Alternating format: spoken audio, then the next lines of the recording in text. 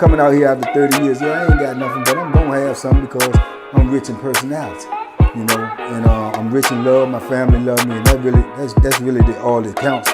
Hey man, shout out everybody out there on Team Banky Pound, man. I appreciate the love. I appreciate the support. Big love to everybody out there, man, on Team Banky Pound, man. I love y'all, man. Let's go. Let's get it. Let's do it. We out here, man. We pushing motivation 24/7, 365, all 2025 and beyond. Man, today I'm going to give y'all a crazy, crazy story. This is a wild one right here, man. This is about my homie, my Celly, and the boy. Hey, my homie, my Celly, and the boy. Yo, crazy, crazy story, man. Listen, I don't know how I'm going to shape this and tell this, but I'm going to try to put it to y'all where y'all can understand. Okay, I'm going to leave the names out just because, but for real, my homeboy, everybody know him, everybody know what he was into. It wasn't no thing with him. He did what he did, and it was just like that. But the crazy thing is this. Okay, I got this homeboy, right? He was messing with the boy. Him and the boy, man, would be fighting like cats and dogs, man. But for real, my homeboy would just be whooping him, be beating him. But he was in love with him. He was just straight up in love with him. You couldn't tell him nothing. He won't embarrass. Everybody know they slept in the same cell together. Everybody know what he into, you know what I'm saying? And he's supposed to be like, you know, like a dude on the street. He was popping that pistol, taking money and everything, right? Could play basketball real good and everything, but he just was into that lifestyle. And the crazy part about it was he ain't even had no whole lot of time. You know what I'm saying? This is just what he was into. So when I get moved in the block, they was already together. They been, you know, doing their thing. You know what I'm saying? I had already heard about them when I was in another building. That, you know, man, you know your homie mess with the boy, woo. But, you know, like I say, that's his lifestyle. People do what they want to do. I don't get involved in that. Grown men, you make your own decisions. You do what you want to do. I ain't judging you for that. That's what you want to do. That's what you want to do. Plus, on top of that, he won't hide it. That was his thing. So as I stayed in the block, man, you know, time went on, months went by, man, maybe even a year. Man, they was always going back and forth, fighting. He beating the boy up. But then the dudes be telling, man, you gonna get locked up. You know what I'm saying? You keep on doing that, you going to jail, you going to hole, you defeating the whole purpose. You trying to stay out here, you trying to go home. Cause he, like I say, I think he had less than 2 years left. You know what I'm saying? I don't know how long he had been locked up or how long he had already been into that, but he didn't have no whole lot of time. I don't know how much time the boy had. But at the same time, he started beating the boy up so much, man, and the boy was coming out with black eyes, busted lips. Every now and then he come out, he got scratches on his face. And dudes, the other homies were telling, man, won't you just leave the people alone, man? You won't get locked up, man. You keep on playing with the boy, man. The boy can put a case on you, da. He didn't want to leave. He straight up was in love with the boy. He had the boy's name tattooed on his chest. The boy got his name tattooed on him. Crazy work, right? So the boy, when I moved in the block, I became the oldest dude in there, or the dude that was locked up the longest, you know, from DC. So I'm like the big homie. So he used to, you know what I'm saying, be talking to me and telling me, you know what I'm saying, how he don't want to really hurt the boy, man, but the boy be trying to creep around and do this and do that. I only advice I could give him was, I'm saying, look, bro, if you just leave him alone, he ain't want to leave him alone. That won't no option. So then the boy started coming to me, trying to talk to me, telling me to tell him to stop beating on him, or either he gonna go to the people and get him locked up. So when the boy tell me that, I'm like, well, why you gonna get him locked up? Won't you just move then? Then he won't let me leave, and then, you know, then I love him and I don't really want to leave, but I just don't want him to be hitting on me and stuff, woo. Right? So I'm like, man, this is crazy. It's like some soap opera stuff. So I used to tell him, You know what I'm saying? Look, bro, just if just leave the people alone, man, if you don't want to be with them. But don't be beating on them, dog. You be beating on them, and then the police see him, and he got that stuff on him. You know what I'm saying? Bruises and this, that, and the third. They can lock y'all up for investigation. Either or, man, you going to get tricked out the pod. You know what I'm saying? We had a little DC basketball thing going on where we all play basketball on the weekends. You know what I'm saying? He was one of the better basketball players. So dudes ain't really want to see him get tricked up. Plus, they ain't nobody want to see him get his time tricked up. Because you can get your time tricked up too messing with them boys. Because even though everybody knew that they was together, the boy could still go at any time when you mess with one of them boys.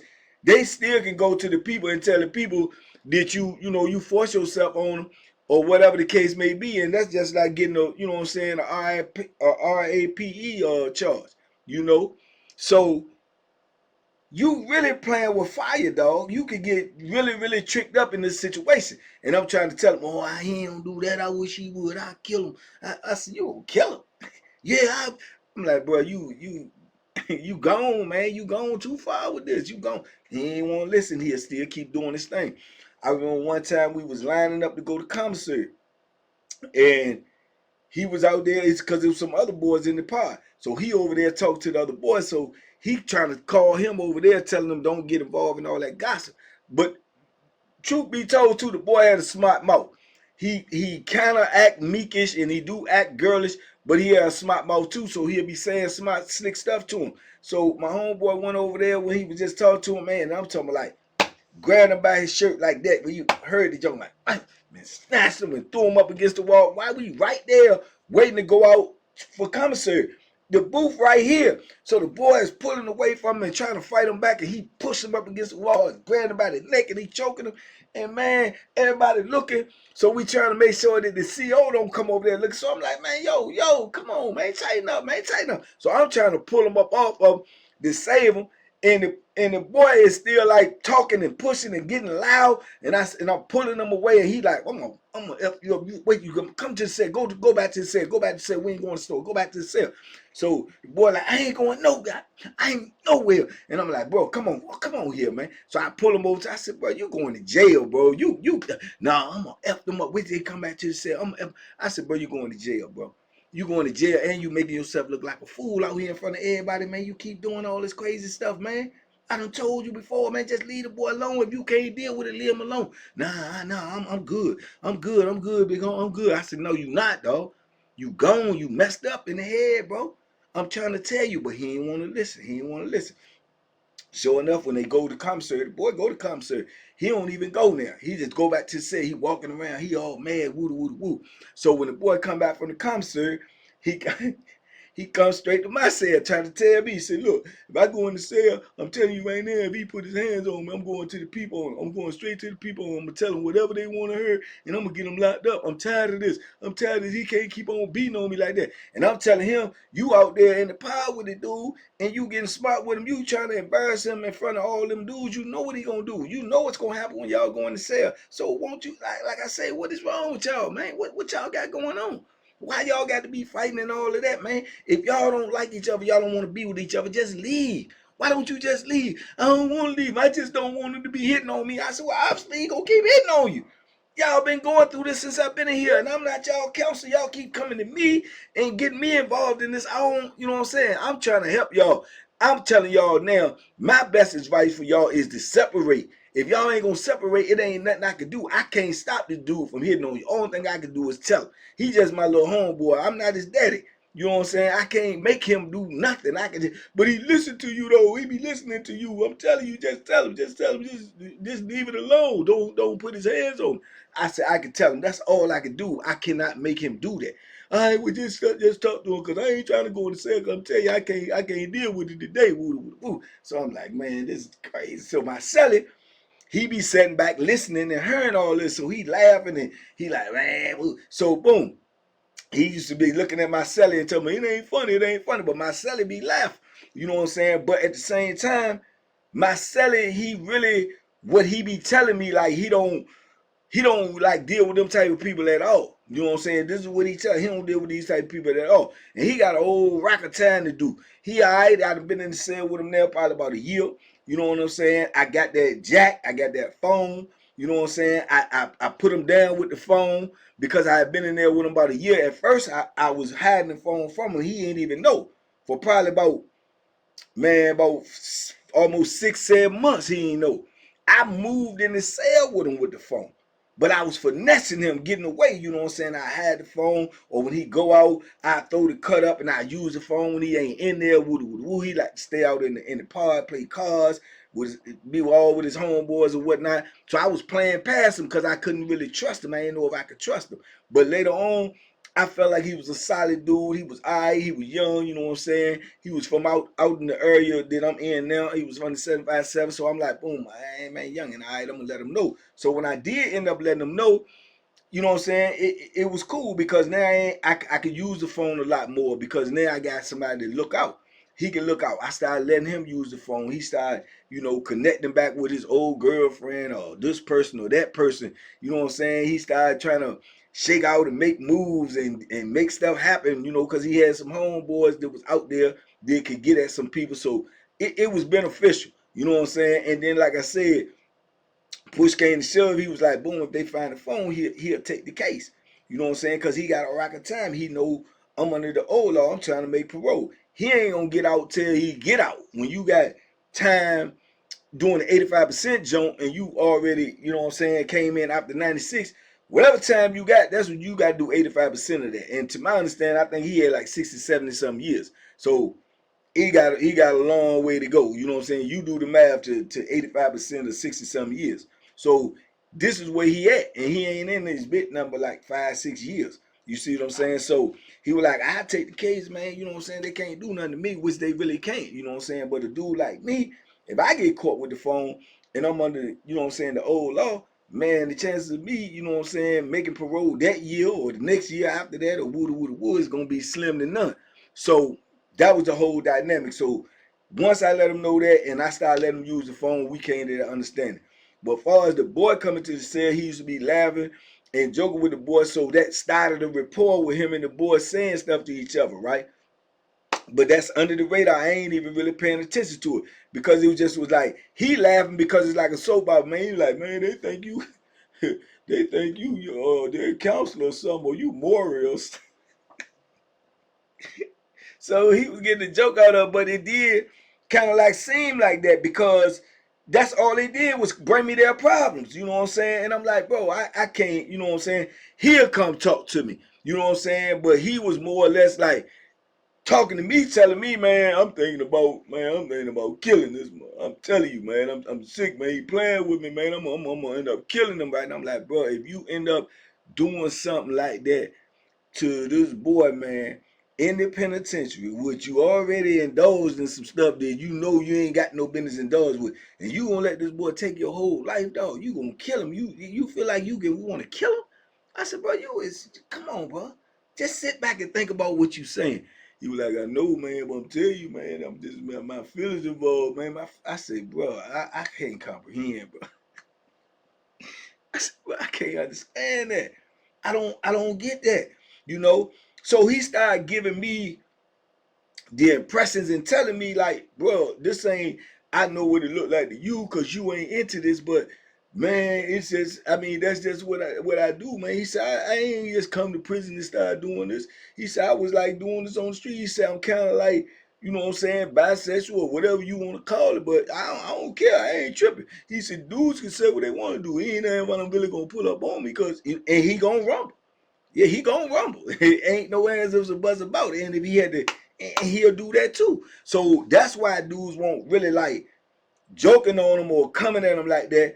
But every now and then, though, if you in that type of lifestyle and you in prison, somebody gonna say something because the dudes who don't like it gonna, you know what I'm saying? So every now and then he'll get in a little this or that. But then, like I say, he was more or less around a lot of homeboys too because at this particular time in the block we was in, man, which is rare down here in VA, but we had like about 7, 8, maybe 9 dudes in there from the city.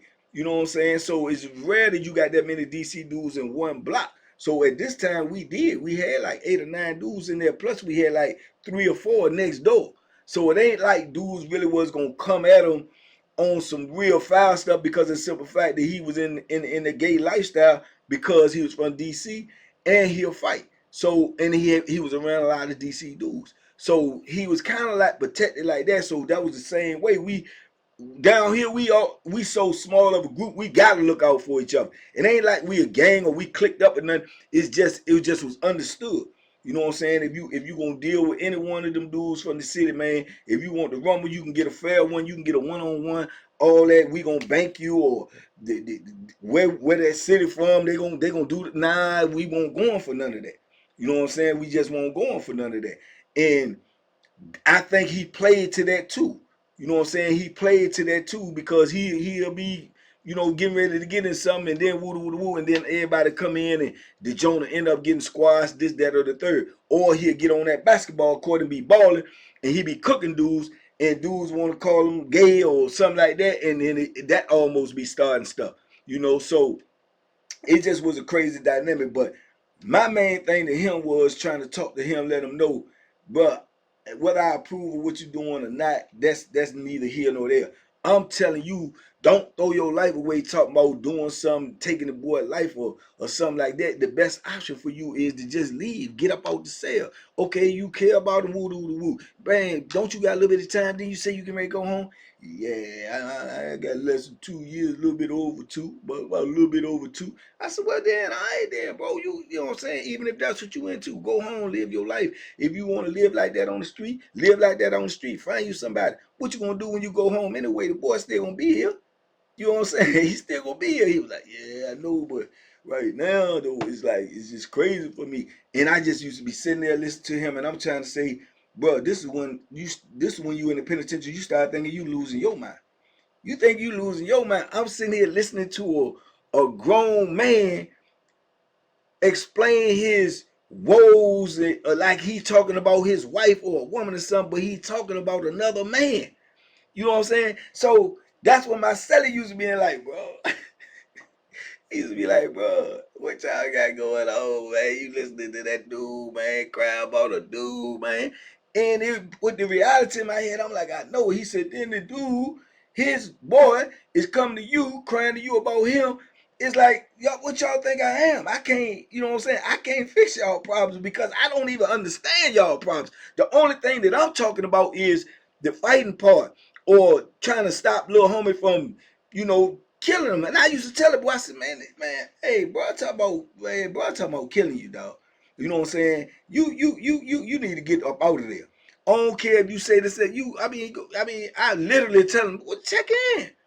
You know what I'm saying? Go check in. You know what I'm saying? Because he's saying that if he try to leave, then homie gonna get him right then and there. If he even talk about leaving, he said every time he talk about leaving, homie jerk him up, choke him up, beat him up and stuff. Have him in the cell on bed rest 2 or 3 days, he can't come out. You know what I'm saying? Because he got bruises on him. If the police see the bruises, then both of them going to jail. So I said, well, just go check in. When you go to eat or something, go check in. Then he'll turn around and say, yeah, I might do that. I might do that. Then he'll turn around that evening and say, I thought you were going to check in. He'll say, I'm going to stay. I do love him, though. I do love him. I said, man, this is insane, man. It's insane. So I got to the point where they was going back and forth with it so much. I started telling both of them, look, don't come tell me I can't. Y'all is beyond my help. You don't take my advice. Your people don't take my advice. So why is both? And then he get mad because he tell the boy, don't come running, don't go running to my big homie trying to tell him to do nothing. I respect him and everything, but he can't tell me what to do. He can't tell me what to do. Don't keep going telling him what we got going on in this sale. So he ready to jump on him about that. What did the boy do? Come back and tell me. Now he want to beat me up because I be talking to you. I'm like, man, y'all, look, it's too much for me. It's just too much for me. Just, you know what I'm saying, leave me out of it, man, because y'all crashing out. Both of y'all is out of control. It ain't nothing I can do. I can't help y'all. You ain't gonna take my advice. He ain't gonna take my advice. My advice to both of y'all, I told y'all to separate. Obviously, y'all ain't gonna do that. So it ain't nothing else I can tell y'all, man. So y'all gonna have to work it out. You know what I'm saying? Y'all gonna have to work it out. I said I got my own issues to deal with. I can't be y'all counselor. I can't be y'all parents. Y'all grown men. You know, well, man, you ain't got this. You know what I'm saying. Y'all, you grown men. So boom, that's the conversation that I had with him. So now they start coming to me a little less, right? So I get to doing what I'm doing. I'm doing my regular routine. I'm working out every day. I'm going outside. I'm working out. I'm working out in the block. I'm doing all of this. So sometimes now when I come in the block, I done see him at my door. So I'm like, man, I done told, because I'm like thinking that he looking for me. So when I come in the block, I see him at my door. So he up there for a minute. So I got to be talking to my Celly. So I'm like, man, he probably telling my Celly to tell when Banky come back, hey, tell him to holler at me because, woo. So I go up there and I'm like, yo, what's up, man? So he like, oh, no, I was talking to your Celly about something. I was talking to my Celly. I said, oh, okay. So boom, I get the door, I go in there, he leave. So I said, man, what you talking to them about? He tells me, nah, I guess now they trying to like make me take your place. He telling me all the problems and stuff too. So I'm like, boom. But mind you, he always talking about boys like, you know what I'm saying? He don't even deal with them. He don't even talk to them. So I'm saying to myself, that was kind of weird, but I'm like, man, so what he tell you? He said, no, he was just telling me the same thing. But he was being like nonchalant. But I'm like, well, how'd you have a conversation? I thought you said you don't need to talk. Yeah, but he from around my way and stuff. Plus, I've been sitting here hearing them complain to you all this time and stuff. It's just funny to me. I told him the same thing you said, just leave him, you know what I'm saying? Woo. So I'm like, kind of weird, but all right, it's cool. I didn't pay that much attention at first. So then the next thing you know, more and more often, I go out, come back in, I see him talking to him, right? So I'm like, well, I don't know what's going on. What's going on? I don't bring it up to him though, but 2 or 3 times now I done seen him talking to my Celly, right? I don't ask my Celly about it no more. The first time I asked him, that was it. I ain't asked him no more. He said what he said. I left it alone. Next thing you know, I think it's maybe probably about a month, 2 months later, they come and get my homeboy. They come and get him. He got to get transferred. He getting ready to go to a lower level because he getting ready to go home. So he come and get him. He gone, right? So the boy he messed up woo because like I say they tatted on each other and everything. But now he gone. So now the boy in the cell by himself. The boy get another boy to move in there with him, a boy that don't got no man. A lot of times they'll do that. If they ain't got no man, they'll sell up with each other so they won't just get nobody in the cell that don't, you know what I'm saying? A lot of dudes aren't gonna go in the cell with no boy. But they changed the rules in the penitentiary, whereas if they put you in the cell with them and you try to make them leave or do something to them, you going to jail. If they put you in the cell with them and you go to the cell and find out there's a boy in the cell and you say, I can't go in there, here, boy, what up? You going back to jail. You know what I'm saying? That's just how they do it. But at one time in the penitentiary, you go in there, you can run the boy out. You, man, I ain't been here with you, man. You better get up out here. Woo. And you put the pressure on them. But you can't really do that no more because they going to lock you up and they going to give you a charge, like some hate crime type stuff, right? Where you might be in the back, out back like Jack Mack for a minute. So the boys will still be scared though to think somebody come in there and do something to them. Muslim or dude that just ain't in it. Sometimes they'll go in there and just go ahead and wreck them. You know what I'm saying? And get you, do all that. So they'll get another boy in the cell with them till they can find their man and they separate like that. So that's what he did. He got another boy moved in the cell with him, right?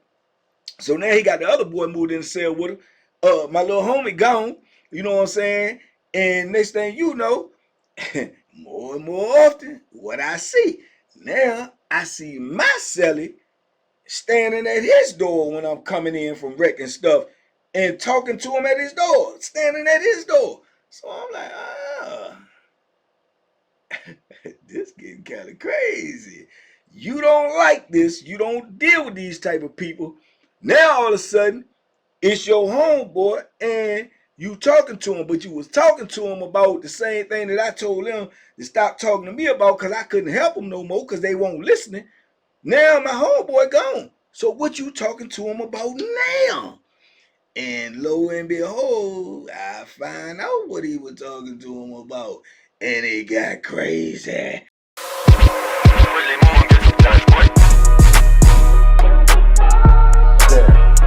Banky special. Yeah. Pure deliciousness. Pure deliciousness, man. My name is Banky, man. Everybody calls me Banky. That's the name that I got from my grandmother when I was young. I'm coming out here after 30 years. Yeah, I ain't got nothing, but I'm gonna have something because I'm rich in personality, you know, and I'm rich in love. My family love me, and that's really all that counts.